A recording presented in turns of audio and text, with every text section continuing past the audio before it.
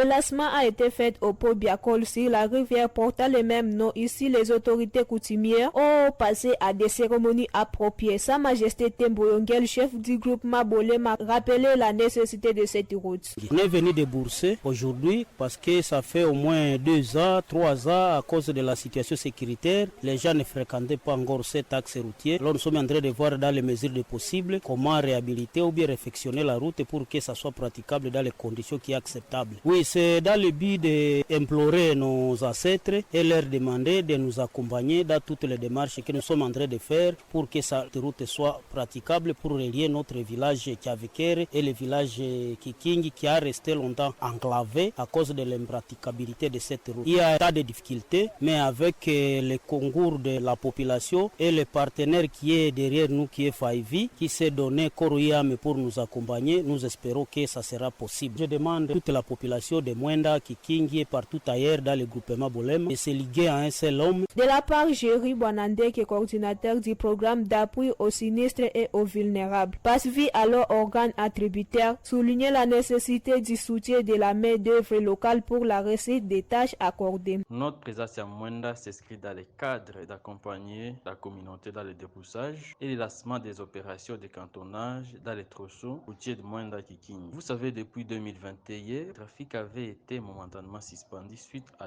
l'insécurité grandissante. Et en avril de l'année à cours, le gouverneur militaire, le général Peter Chirmami, vient de l'ouvrir par un arrêté confié à la route au programme d'appui aux sinistrés et aux vulnérables, PASVI en sigle. La route était complètement en état de débroussaille, d'où ensemble avec la population, nous fournissons des efforts pour la débroussailler. Nos cantonniers sont déjà en œuvre, bien outillés en vue de rendre propice les flux de personnes et biens, les descentes agricoles, voire même la patrouille de nos forces armées dans cette partie de la route qui est d'importance capitale. Nos remerciements s'adressent tout droit à la population locale et aux chefs coutumiers. Nous profitons passer également les remerciements de la population au gouverneur pour avoir réouvert la route Mwenda Kikingi.